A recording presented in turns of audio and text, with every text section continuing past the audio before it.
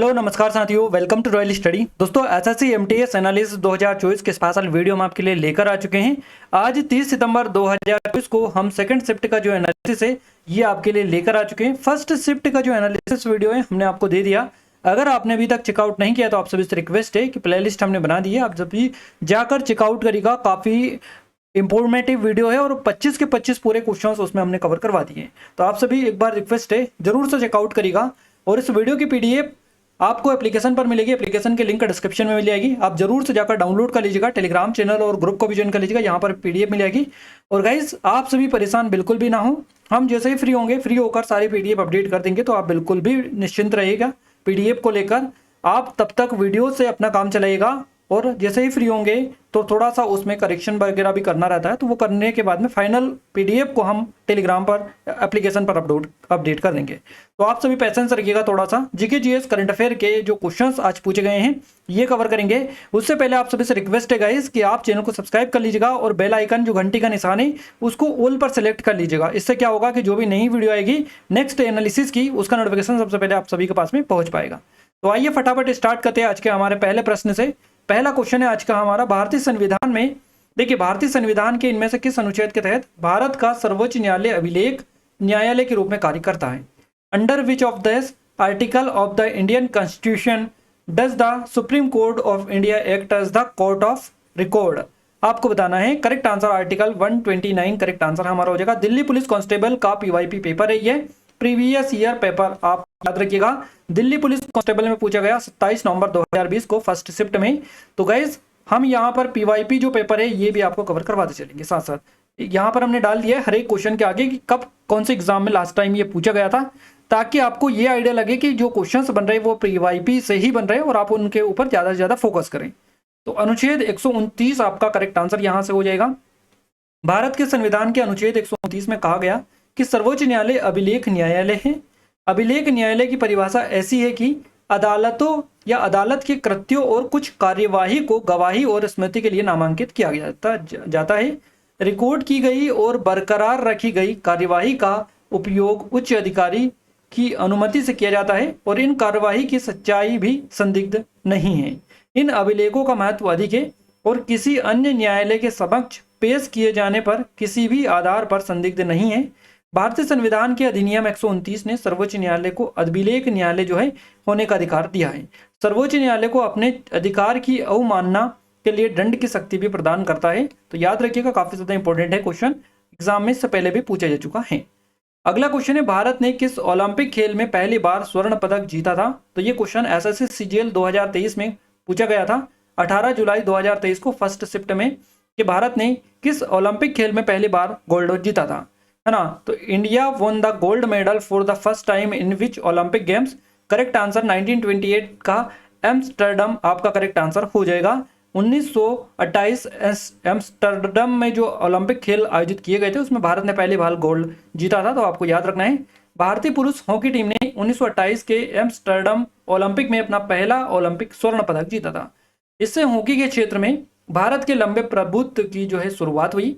ये अंतर्राष्ट्रीय खेलों में भारत की क्षमता को उजागर करने वाली एक अत्यधिक प्रतीकात्मक उपलब्धि थी। टीम ने 5 मैचों में एक भी गोल नहीं खाया, यानी कि हॉकी में सबसे पहले भारत ने ये लिया था।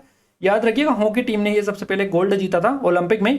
तो क्वेश्चन इस तरह से भी आपको बन सकता है कि भारत में सबसे पहला जो ओलंपिक गोल्ड जीता था ये किस खेल में जीता था? तो हॉकी में जीता था 1928 एम्स्टर्डम ओलंपिक में। क्लियर है? 5 जो मैच हैं इनमें एक भी गोल नहीं खाया और टूर्नामेंट में अपना सर्वोच्च स्थापित करते हुए 29 गोल यहां पर कुल किए थे। विशेष रूप से भारत के सबसे महान हॉकी खिलाड़ियों में से एक मेजर ध्यानचंद, जिनके जन्मदिन को भारत में खेल दिवस या राष्ट्रीय खेल दिवस के रूप में मनाया जाता है। 29 अगस्त को याद रखिएगा राष्ट्रीय खेल दिवस मनाया जाता है इनकी याद में। तो ये जो मेजर ध्यानचंद है इन्होंने महत्वपूर्ण भूमिका निभाई और नीदरलैंड के खिलाफ फाइनल में हैट्रिक इन्होंने बनाई थी। और इस ऐतिहासिक जीत ने हॉकी में भारत के स्वर्ण युग की शुरुआत की, जिसमें भारतीय टीम ने 1928 से 56 तक ओलंपिक में लगातार 6 स्वर्ण पदक हासिल किए थे। मोस्ट इंपोर्टेंट है, भारत ने जो है कब से कब तक जो है 6 स्वर्ण पदक जीते थे, या फिर भारत ने 1928 से 56 तक हॉकी में कितने ओलंपिक गोल्ड जीते थे? 6 ओलंपिक गोल्ड जीते थे। ये क्वेश्चन काफी ज्यादा इंपॉर्टेंट पॉइंट है, आप जरूर से नोट डाउन कर लीजिएगा अपने नोटबुक में। भारतीय हॉकी पुरुष टीम ने कुल मिलाकर 8 ओलंपिक स्वर्ण पदक जीते। उनमें से 6 लगातार 1928 से 56 तक रहे, और एक टोक्यो था 1964 का, 1964 का, मास्को था 1980 का, तो 2 इसमें जीते थे, तो टोटल हो गए 8 गोल्ड टोटल जीते थे। तो ये लगातार आपको याद रखना है कि अभी तक 8 आपका करेक्ट आंसर रहेगा। गाइस अभी टेक्स्ट बुक पर काफी अच्छा स्पेशल ऑफर चल रहा है, अगर आपने अभी तक इनरोल नहीं किया तो कर लीजिएगा, क्योंकि यहाँ पर जो 599 में आपको टेस्ट सीरीज मिल रही थी, टेस्ट पास मिल रहा था 1 ईयर के लिए, ये काफी कम प्राइस में आप मिल रहा है। तो RSD जो कूपन कोड है ये यूज करिएगा और काफी ज्यादा डिस्काउंट आपको यहाँ पर मिल जाएगा। लिमिटेड टाइम है, आज रात 12 बजे के बाद में ये ऑफर समाप्त हो जाएगा, तो आप जरूर से जाकर परचेस कर लीजिएगा, क्योंकि इसमें जिस भी एग्जाम की आप तैयारी करें, ऑल इंडिया की स्टेट की जितनी भी एग्जाम है सारी इसमें इंक्लूड है। तो टेस्ट पास अगर आप परचेस कर लेते हैं तो आपकी सारी टेंशन ही खत्म हो जाएगी। डिस्क्रिप्शन में लिंक है, आप जाकर जरूर से विजिट कर लीजिएगा। यहाँ पर 70,000 से प्लस आपको मॉक टेस्ट मिलेंगे, 17,000 प्लस प्रीवियस ईयर पेपर वगैरह वगैरह बहुत सारी चीजें हैं, तो आप एक बार जरूर से विजिट कर लीजिएगा, डिस्क्रिप्शन में आपको लिंक मिल जाएगी। चलिए अगला क्वेश्चन है, भारत के संविधान के अनुच्छेद 188 में क्या है? तो इसमें आपको देखने को मिलता है भारतीय संसद और राज्य विधानसभाओं के सदस्यों द्वारा ली जाने वाली शपथ या प्रतिज्ञान से जुड़ी जानकारी इसमें दी गई है। कुछ बता रहे थे कि भारत के संविधान के अनुच्छेद 181 से क्वेश्चन बना है, कुछ बता रहे थे कि 188 से, जो भी हो आपको हमने बता दिया। ये यूपी पुलिस SI 2021 में क्वेश्चन बने थे, ये क्लियर है। भारत के संविधान के अनुच्छेद 181 में क्या है? तो जब अध्यक्ष या उपसभापति को पद से हटाने का प्रस्ताव विचाराधीन हो तब उनका पीठासीन न होना, ये बेसिकली बताता है। तो आप याद रखिएगा, भारत के संविधान के अनुच्छेद 181 में ये मेंशन है, 188 में भारतीय संसद और राज्य विधानसभा के सदस्यों द्वारा ली जाने वाली शपथ या प्रतिज्ञान से जुड़ी जानकारी दी गई है। भारतीय संविधान के अनुच्छेद 188 में भारतीय संसद और राज्य विधानसभाओं के सदस्यों द्वारा ली जाने वाली शपथ या प्रतिज्ञान से जुड़ी जानकारी दी गई है। इसके मुताबिक किसी राज्य की विधानसभा या विधान परिषद का हर सदस्य अपना पदभार संभालने से पहले राज्यपाल या उनके द्वारा नियुक्त किसी भी व्यक्ति के सामने शपथ लेगा या प्रतिज्ञान करेगा। इसके लिए तीसरी अनुसूची में एक प्रारूप भी दिया गया है, इस पर सदस्य को अपने हस्ताक्षर करने होंगे। अगर कोई व्यक्ति अनुच्छेद 188 के मुताबिक शपथ लेने या प्रतिज्ञान करने से पहले या अगर वहां अहित नहीं है या निर्हित है, फिर भी किसी राज्य की विधानसभा या विधान परिषद में बैठता है, तो वहां वोट डालता है, तो उसे हर दिन के लिए 500 रुपये का जुर्माना देना होगा। ये रकम राज्य को दी जाएगी। तो ये चीजें हैं, आप थोड़ा सा याद रखिएगा इसके बारे में। अगला क्वेश्चन है गाइस हमारा, दिए गए विकल्पों में सही मोलर जो द्रव्यमान है उसको चुना था। Select the correct molar mass in the given option. कुछ ऑप्शंस आपको दे रखे थे और आपसे मोलर जो मास है इससे इसके बारे में बेसिकली क्वेश्चन बना था, है ना। तो ये आप इसको याद रखिएगा, कुछ इस तरीके से हो सकता है कि अनुसंख्यक के मोलर जो द्रव्यमान है इनमें से कौन सा गलत है, इस तरह से हो सकता है आपका, या इनमें से कौन सा सही है। तो ये आपको ऑप्शंस पता कर लेना है और जो भी हो इस तरह के क्वेश्चंस देख लेना है। मोलर द्रव्यमान एम एक भौतिक गुण है, क्लियर है। इससे किसी दिए गए पदार्थ के द्रव्यमान को उसकी मात्रा से विभाजित करके परिभाषित किया जाता है, और इसकी जो इकाई है SI इकाई किलोग्राम है, मोल -1। सापेक्ष मोलर द्रव्यमान RMM शब्द का भी उपयोग किया जाता है। अगला क्वेश्चन पूछा गया है, विंग्स ऑफ फायर किसकी आत्मकथा है? विंग्स ऑफ फायर के लेखक कौन है? Wings of fire is the dash autobiography. आपको याद रखना है, इसका करेक्ट आंसर हो जाएगा APJ अब्दुल कलाम जी। HSC CHSL 2020 का क्वेश्चन है ये आपका, 16 अप्रैल 2021 फर्स्ट शिफ्ट में पूछा गया था, विंग्स ऑफ फायर। और कई सारी मल्टीपल टाइम्स एग्जाम जो हुई है SSC की, उनमें ये क्वेश्चन पूछा जा चुका है। तो ऐसा कोई ये नहीं है कि ये क्वेश्चन पहले से नहीं आया है या कोई नया पहली बार देखने को मिला है। ये क्वेश्चन हम गारंटी के साथ आपसे कह सकते हैं कि 90% जो क्वेश्चन आपको देखने को मिल रहा है ये पूरे रिपीटेड है और PYP से आ रहे हैं। विद प्रूफ भी हम आपको बताते चल रहे हैं साथ साथ, ताकि आपको भी विश्वास हो जाए। APJ अब्दुल कलाम 2002 से 2007 तक भारत के राष्ट्रपति रहे। उन्होंने 1992 और 1997 के बीच रक्षा मंत्री के वैज्ञानिक सलाहकार के रूप में काम किया, और उनकी जयंती को राष्ट्रीय नवाचार दिवस के रूप में मनाया जाता है। वह एक भारतीय वैज्ञानिक और राजनीतिज्ञ थे जिन्होंने भारत के मिसाइल और परमाणु हथियार कार्यक्रमों के विकास में अग्रणी भूमिका निभाई।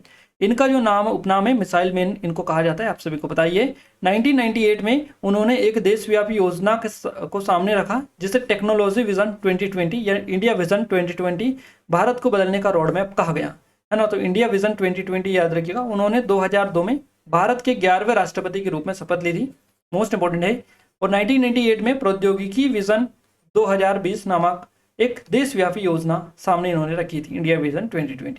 वह सियाचिन ग्लेशियर की यात्रा करने वाले पहले भारतीय राष्ट्रपति थे। मोस्ट इंपोर्टेंट क्वेश्चन है, सियाचिन ग्लेशियर की यात्रा करने वाले पहले भारतीय राष्ट्रपति कौन थे? APJ अब्दुल कलाम जी।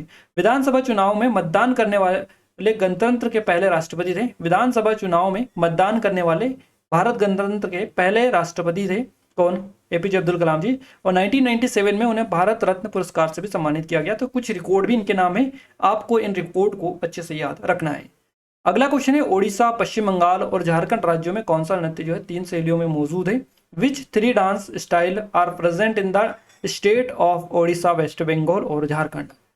छत्तीसगढ़, झारखंड और पश्चिम बंगाल में कौन सा नृत्य संबंधित है इनसे, तीनों स्टेट से? Which dance is related to Chhattisgarh, Jharkhand and West Bengal? तो छऊ आपका करेक्ट आंसर हो जाएगा। यहाँ पर अलग अलग छऊ है, जैसे कि छऊ जो है पश्चिम बंगाल का भी, ओडिशा का, झारखंड, इन राज्यों से ये छऊ जुड़ा हुआ है। यहाँ पर कौन कौन सा जो छऊ है ये प्रचलित है, तो आप अलग अलग छऊ है यहाँ पर, जो कि सरायकेला छऊ, मयूरभंज छऊ, इस तरह से अलग अलग है, तो इनका नाम आप जरूर याद रखिएगा। छऊ जो नृत्य है पूर्वी भारत में प्रचलित एक मुखौटा नृत्य है, एक आदिवासी मार्शल डांस है। ये ज्यादातर वसंत उत्सव में चैत्र उत्सव के दौरान होता है, जो 13 दिनों तक चलता है। पूरा समुदाय इसमें भाग लेता है। छऊ नृत्य, जिसे छू नृत्य के नाम से भी जाना जाता है, मार्शल और लोक परंपराओं के साथ एक अर्थशास्त्रीय भारतीय नृत्य है। ये छऊ नृत्य वसंत उत्सव चैत्र पर्व के उत्सव के रूप में महत्वपूर्ण भूमिका निभाता है और इसके अनुष्ठानों में सहज रूप में जुड़ा जा सकता है। अगला क्वेश्चन है, 1928 में नेहरू रिपोर्ट किसने तैयार की थी? 1928 में नेहरू रिपोर्ट जो तैयार की थी, ये सर्वदलीय सम्मेलन की समिति के द्वारा, basically committee of the all parties conference के द्वारा इसको जो है तैयार किया गया था। तो 28 अगस्त 1928 को नेहरू रिपोर्ट भारत के संविधान के लिए, नई अधिराज्य स्थिति और भारत के संघीय ढांचे के लिए अपील करने के लिए एक ज्ञापन था। इसने विधायिकाओं में अल्पसंख्यकों के लिए सीटों के आरक्षण के साथ संयुक्त निर्वाचन मंडलों के लिए प्रस्ताव रखा था। नेहरू रिपोर्ट का प्राथमिक उद्देश्य ब्रिटिश राष्ट्रमंडल के भीतर भारत को अधिराज्य का दर्जा प्रदान करना था। नेहरू रिपोर्ट के प्रमुख घटक है, जैसे कि अधिकारों का बिल नागरिकों के रूप में पुरुषों और महिलाओं को समान अधिकार प्रदान करना, केंद्र के हाथों में अविशिष्ट शक्तियों के साथ सरकार के संघीय स्वरूप का गठन करना, सुप्रीम कोर्ट के गठन का प्रस्ताव, समिति द्वारा तैयार प्रारूप संविधान को तैयार नेहरू समिति रिपोर्ट या नेहरू रिपोर्ट कहा जाता है। 28 अगस्त 1928 को सर्वदलीय सम्मेलन के लखनऊ जो अधिवेशन हुआ था, इसमें प्रतिवेदन प्रस्तुत किया गया था और भारतीयों द्वारा अपने लिए संविधान का मसौदा तैयार करने का यह पहला बड़ा प्रयास बेसिकली था। अगला क्वेश्चन पूछा गया, हर्षवर्धन के दरबारी कवि कौन थे? वो was the Harshvardhan court poet. तो आपका करेक्ट आंसर बाणभट्ट हो जाएगा। आरआरसी ग्रुप डी 15 अक्टूबर 2018 को शिफ्ट 2 में ये क्वेश्चन पूछा गया। इसके बाद में भी ये क्वेश्चन एसएससी के कई सारी मल्टीपल टाइम एग्जाम में पूछा जा चुका है। तो याद रखिएगा, हर्षवर्धन के जो दरबारी कवि थे इनका नाम बाणभट्ट है। देखिए, बाणभट्ट जो है राजा हर्षवर्धन के दरबारी कवि थे। बाणभट्ट ने संस्कृत में हर्षवर्धन की जीवनी हर्षचरित्र लिखी थी। वह अपनी जीवनी में थानेसर के साथ अपने संबंध का वर्णन करता है। भारत के एक महान कवि बाणभट्ट का जन्म जो है 7वीं शताब्दी के आसपास भारत के गांव में हुआ था और उनका जन्म प्रतिकूट गांव में हुआ था, जो कि हिरण्यवाहु के तट पर स्थित था। उनका जो जन्म है चित्रभानु और राजा देवी से हुआ था और वहां वाशियान गोत्र का परिवार था। इस काव्य प्रतिभा ने सबसे प्रसिद्ध और सबसे शुरुआती उपन्यासों में से एक लिखा, जिसने कादम्बरी के नाम से जैसे जाना जाता है। यह हर्ष और कादम्बरी की जीवनी संबंधित कृति बेसिकली है। तो याद रखिएगा, हर्ष चरित्र के द्वारा हर्ष कादम्बरी जो लिखा है, ये किसने लिखा है? बाणभट्ट ने लिखा है। हर्ष चरित्र, कादम्बरी, ये सारे आपको याद रखना है। हर्षवर्धन के दरबारी कवि ये थे। अगला क्वेश्चन है, आरएनए का अर्थ आपको बताना है क्या होता है। व्हाट डज आरएनए मीन्स, यानी कि आरआरसी ग्रुप डी का क्वेश्चन है 2018 का। क्लियर है? तो इसका जो अर्थ है ये है राइबोन्यूक्लिक एसिड। राइबोन्यूक्लिक एसिड इसका फुल फॉर्म या अर्थ बात वही है। इसके अलावा इससे एक और क्वेश्चन इस तरह से बन सकता है कि मनुष्यों के आरएनए में एडेनिन डेस के साथ जुड़ा होता है, तो ये यूरेसिल के साथ में जुड़ा होता है।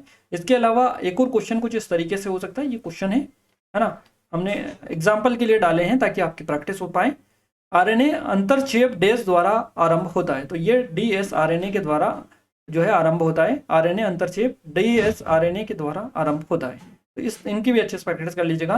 देखिए, मानव के आरएनए में एडेनिन यूरेसिल के साथ जुड़ता है मानव आरएनए, और एडेनिन आरएनए और डीएनए में पाए जाने वाले 4 नाइट्रोजन क्षारों में से एक है। यूरेसिल आरएनए में पाए जाने वाला एक नाइट्रोजन क्षार है जो डीएनए में पाए जाने वाला थाइमिन की जगह लेता है। आरएनएआई या आरएनए अंतरक्षेप यूकेरियोटिक कोशिकाओं में होने वाली एक नियामक प्रणाली है, आपको याद रखना है। अगला क्वेश्चन जीडीपी से क्वेश्चन बना है, सकल घरेलू उत्पाद, the gross domestic product GDP. तो इसका सूत्र बेसिकली हम आपको बता दें, जीडीपी बराबर निजी खपत प्लस सकल निजी निवेश प्लस सरकारी निवेश प्लस सरकारी खर्च प्लस निर्यात माइनस आयात बटा GDP। अब यहाँ पर ये यहीं तक है। अब यहाँ पर ये इंग्लिश में, जिन लोगों को हिंदी समझ नहीं आती उनके लिए इंग्लिश में हमने ट्रांसलेट करके डाला है, तो आप देख लीजिएगा इसको। अगर इजी लैंग्वेज में कहें तो GDP बराबर C+I + G प्लस ब्रैकेट में X - IM, है ना। तो ये है। अब यहाँ पर इसका महत्व भी हमने समझा दिया आपको कि C का मतलब उपभोग व्यय होता है, I का मतलब निवेश व्यय, G का मतलब होता है सरकारी व्यय, और X - IM का मतलब होता है निर्यात घाटा आयात, यानी निवल निर्यात, है ना। तो इस हिसाब से आप निकाल सकते हैं। GDP सकल घरेलू उत्पाद को निकालने का फॉर्मूला है। तो ये आप देख सकते हैं, ये पूरा का पूरा सूत्र है यहाँ पर। GDP किसी देश की घरेलू सीमाओं के अंदर वस्तु और सेवाओं पर सभी संस्थाओं द्वारा किए गए कुल खर्च को मापा जाता है या मापता है। तो GDP किसी देश की समग्र जो आर्थिक गतिविधि है, इसका व्यापक माप है। GDP की गणना आमतौर पर देश की राष्ट्रीय जो सांख्यिकी एजेंसी है, ये इसका मापन या गणना करती है। चलिए अगला क्वेश्चन की ओर आगे बढ़ते हैं। अगला क्वेश्चन हमारा निकल कर आ रहा है, निम्नलिखित देशों में से कौन सा भारत के साथ पटकाई पर्वत जो श्रेणी है ये साझा करता है। तो म्यांमार करता है, ध्यान रखिएगा। कौन सा देश भारत के साथ पटकाई पर्वत श्रेणी साझा करता है, तो म्यांमार करता है। Which of the following countries share Patkai mountain range with India, तो म्यांमार करेक्ट आंसर रहेगा। ये DSSB TGT 18 सितंबर 2021 को फर्स्ट शिफ्ट में क्वेश्चन पूछा गया था, DSSB की एग्जाम में। क्लियर है। भारत के किस भाग में पटकाई बम पहाड़ियां स्थित हैं। SSC CGL का क्वेश्चन है 2020 का। In which part of the India are the Patkai Bum hills located, तो ये भारत के पूर्वी भाग में देखने को मिलती है। पूर्वी भाग में जो राज्य आते हैं जैसे कि असम, मणिपुर, मेघालय, मिजोरम, नागालैंड, ये जो राज्य हैं इनमें देखने को मिलती है पटकाई बम पहाड़ियां। तो इन्हीं में से एक ऑप्शन आपको मिला होगा, या फिर जो भी हो आप देख सकते हैं, हमने क्लियरली आपको बता दिया है। अब यहाँ पर देखिए डिटेल बात करें, पटकाई बम पहाड़ियां भारत के पूर्वी भाग में स्थित है। असम, मणिपुर, मेघालय, मिजोरम, नागालैंड पटकाई सीमा के साथ। पेट काई का अर्थ होता है ताई अहोम भाषा में टू कट चिकन। पटकाई पर्वत श्रृंखला के माध्यम से देहिंग जो नदी है असम के शिवसागर जिले में ब्रह्मपुत्र से मिलने के लिए नीचे बहती है। पटकाई सीमा में 3 पहाड़ियां, पटकाई बम, गारो खासी जयंतिया और लखाई पहाड़ियां।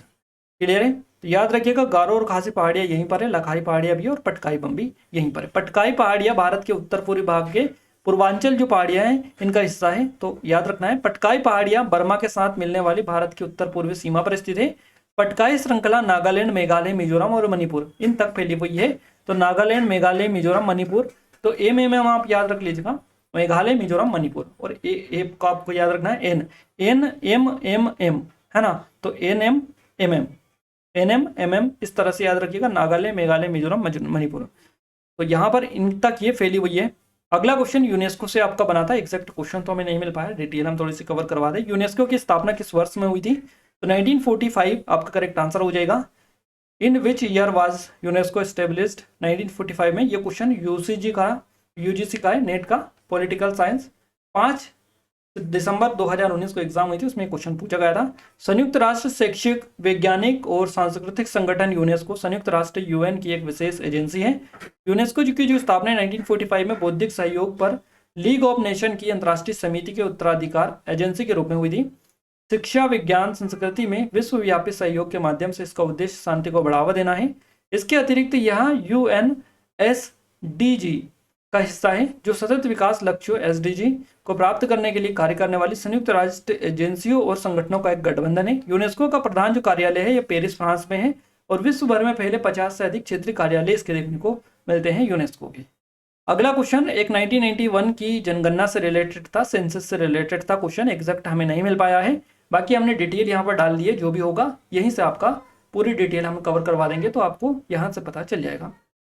देखिए इसके जो एग्जाम्पल में एक क्वेश्चन हमने डाला है ताकि जो आपको पता होना चाहिए, किस जनगणना में 7 वर्ष और उससे अधिक की जनसंख्या के लिए साक्षरता दर की गणना करने का निर्णय लिया गया था।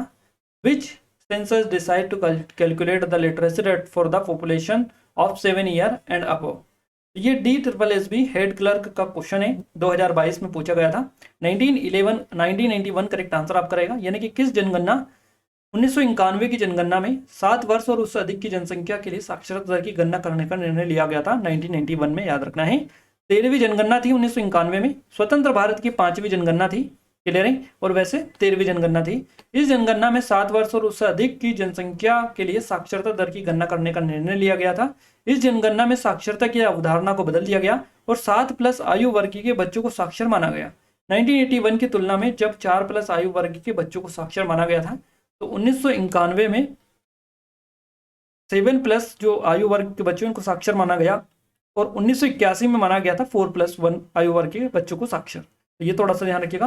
भारत की जनगणना के संदर्भ में कुछ इंपॉर्टेंट पॉइंट आपको कवर करवा दे। देखिए, इससे पहली बार जो है भारत की जनगणना को 1972 में ब्रिटिश वायसराय थे लॉर्ड मेयो, इनके अंतर्गत जो है किया गया था। पहली बार जो जनगणना है की गई थी 1972 में, 1872 में, और उसके बाद इसे प्रत्येक 10 वर्ष के अंतराल पर आयोजित किया जाता है। हालांकि भारत की पहली पूर्ण जो जनगणना है ये 1881 में हुई थी। 1881 में भारत की पहली पूर्ण जनगणना हुई थी। क्लियर है, याद रखना है। और इसी के बाद से कंटिन्यूसली ये चलती आ रही 2011 तक। 1949 से ये भारत सरकार के गृह मंत्रालय के तहत भारत के रजिस्ट्रार जनरल और जनगणना आयुक्त द्वारा संचालित किया जाता है। 1951 के बाद सभी जनगणनाएं 1948 के जनगणना अधिनियम के तहत की गई। 2011 तक भारत की जो जनगणना है 15 बार आयोजित की जा चुकी है। तो 15वीं जनगणना थी 2011 वाली। इसके बाद में अभी कोई अता पता नहीं है, तो आप इतना आप याद रखिएगा। जैसे फिर नेक्स्ट होगी वो आपको हम अपडेट करवा देंगे। चलिए, अगला क्वेश्चन है, बलवन के उदय के कारण किसका पतन हुआ था? तो Balban, who fell due to the rise of Balban? तो बलवन के उदय के कारण दिल्ली सल्तनत के पहले प्रमुख थे तुर्की सुल्तान इल्तुतमिश के संतानें, और उनके बाद के जो सुल्तान थे इनका पतन हुआ था बलवन के कारण। तो याद रखिएगा, गयासुद्दीन बलवन जिसने 1266 से 1287 तक दिल्ली के सुल्तान के रूप में भारत पर शासन किया। मध्यकालीन काल के सबसे महान सुल्तानों में से एक था गयासुद्दीन बलवन।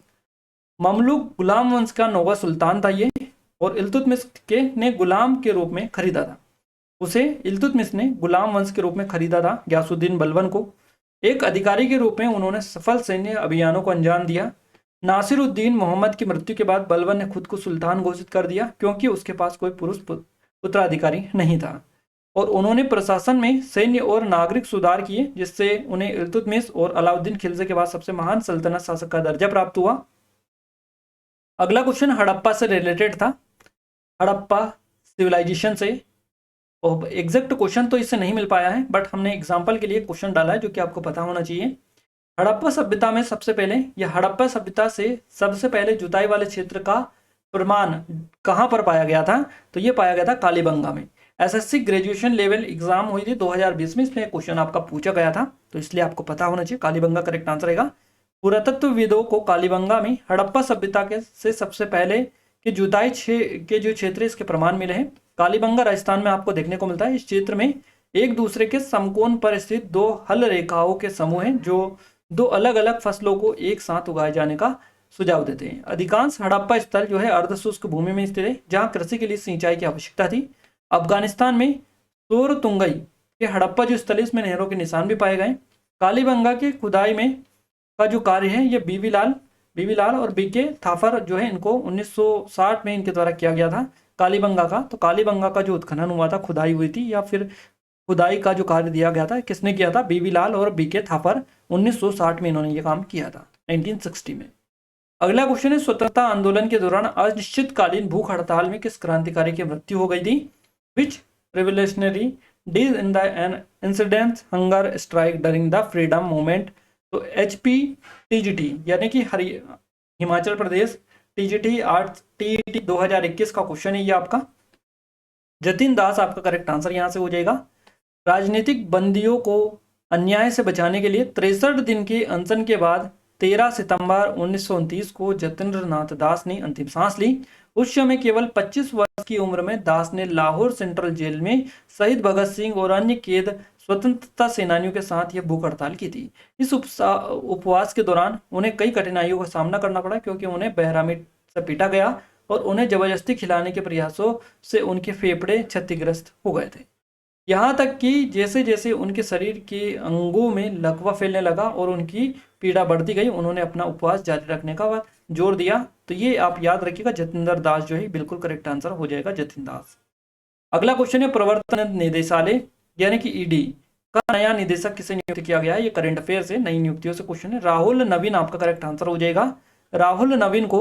और गाइस आपके लिए एक स्पेशल चीज हम अनाउंस आज कर रहे हैं कि ये जितने भी आपके टॉपिक आ रहे हैं, इन टॉपिक पर आपको बीच बीच में आपके एग्जाम में जो है थोड़ा सा गैप भी है, तो आपके लिए हम एक स्पेशल प्लानिंग कर रहे हैं, अगर आप सभी एग्री करते हैं उससे, तो जैसे ही आपकी एग्जाम में गैप रहेगा तो हम आपको सारे जो इंपॉर्टेंट टॉपिक है ये कवर करवाएंगे जो आपके एग्जाम में पूछे गए, मोस्टली जो पूछे जा रहे हैं, है ना। तो सबसे पहला जो फोकस हमारा रहेगा ये पीवाईपी पर रहेगा, प्रीवियस ईयर क्वेश्चन पेपर, जो कि एसएससी के ओल्ड क्वेश्चंस रहेंगे, उसका हम अच्छे से आपको कवर करवा देंगे क्योंकि 90% क्वेश्चन वहीं से आ रहे हैं। दूसरा रहेगा करंट अफेयर के ऊपर, जैसे कि वर्तमान में कौन क्या नई नियुक्तियां, खेल्स वगैरह, स्पोर्ट्स से रिलेटेड, तो ये सारे हम आपको कवर करवाएंगे हमारे एग्जाम टाउन चैनल पर, जिसके लिंक डिस्क्रिप्शन में है, आप जाकर ज्वाइन कर लीजिएगा। क्लियर है। तो ये सारे का सारा कंटेंट हम आपको एग्जाम से पहले कवर करवा देंगे, अभी जो गैप पड़ेगा उसमें आपको कवर करवा देंगे, तो आप बिल्कुल भी टेंशन मत लीजिएगा।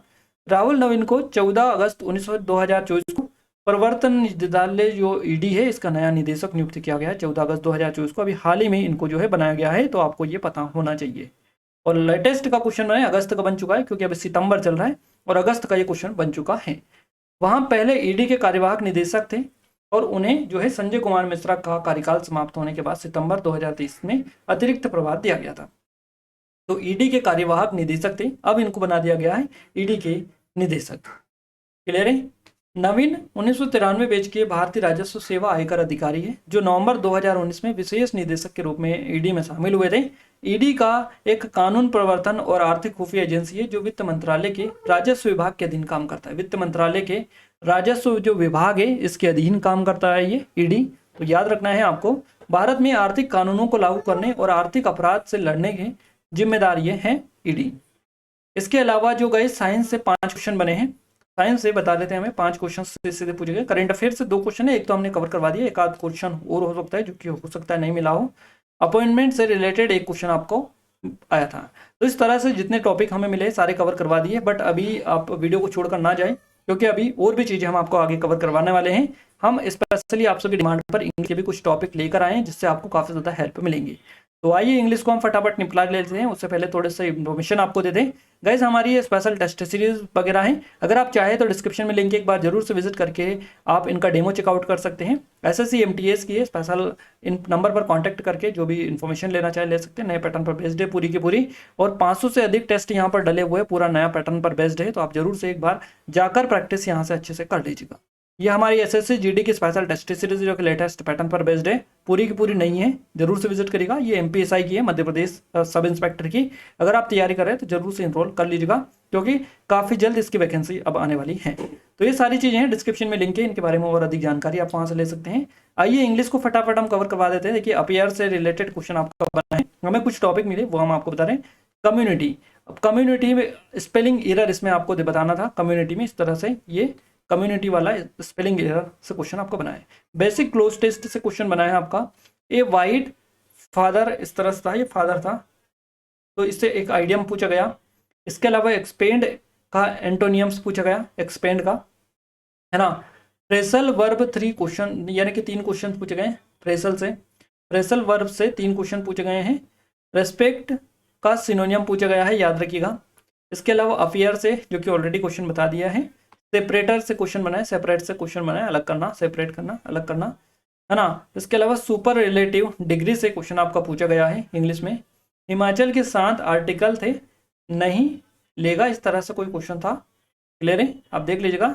तो यहाँ से हिमाचल वगैरह इस तरह से कोई आर्टिकल पूछा था। इन अनब्रेकेबल इसका कुछ था आपसे, और यहाँ पर देखिए एबोट का कुछ 1 वर्ड पूछा था आपसे, है ना, ABBOT, एबोट का 1 वर्ड पूछा था एक। इसके अलावा ए 9 डेज वंडर आइटम इसका पूछा था, ए 9 डेज वंडर। क्लोज टेस्ट था एक। इसके अलावा दुर्गा टेम्पल इजी था इससे, और इजी था उसमें भी आर्टिकल से था एक क्वेश्चन, ये दुर्गा टेम्पल वाला कुछ आर्टिकल वगैरह पूछा था, और एक तो और डरिंग से रिलेटेड था। तो ये हमें कुछ समझ में जितना आया उतना हमने आपको बता दिया, आप देख लीजिएगा अपने अकॉर्डिंग, जो टॉपिक हो जो समझ में आ रहा है उस हिसाब से आप, जो एटलीस्ट टॉपिक तो आपको यहाँ से पता चल चुका है कि किन टॉपिक से क्वेश्चन आ रहे हैं, इन टॉपिक पर आप जाकर एक अच्छे से प्रैक्टिस कर सकते हैं। गाइज ये टेक्स्ट बुक के बारे में वापस से हम बता दें, आज रात 12 बजे तक स्पेशल ऑफर है, इसके बाद में ये ऑफर समाप्त हो जाएगा। 5 मिनट का टाइम निकालकर इसमें आप इनरोल कर सकते हैं क्योंकि काफ़ी कम प्राइस में आपको मिल जाएगी। उसके बाद में हो सकता है ये प्राइस आपको दोबारा से कम ना हो और ये 599 में ही आपको लेना पड़े। तो आप जरूर से ले लीजिएगा, क्योंकि इतने ज़्यादा नहीं होते और 1 साल के लिए है पूरा टेस्ट पास। इसमें ऑल स्टेट एग्जाम और ऑल नेशनल एग्जाम आ जाएगी, जितनी भी एग्जाम की आप तैयारी कर सारी इसमें आ जाएगी। RSD कूपन कोड यूज़ करिएगा, काफ़ी हद तक यहाँ से आपको कम प्राइस में सारी चीज़ें मिल जाएंगी। तो लिंक डिस्क्रिप्शन में एक बार जरूर से विजिट कर लीजिएगा। इस वीडियो की PDF के लिए क्या करना है, एप्लीकेशन को डाउनलोड कर लेना है, टेलीग्राम चैनल और ग्रुप को ज्वाइन कर लेना है। दोनों के लिंक आपको इस वीडियो का डिस्क्रिप्शन में मिल जाएगी। क्लियर है।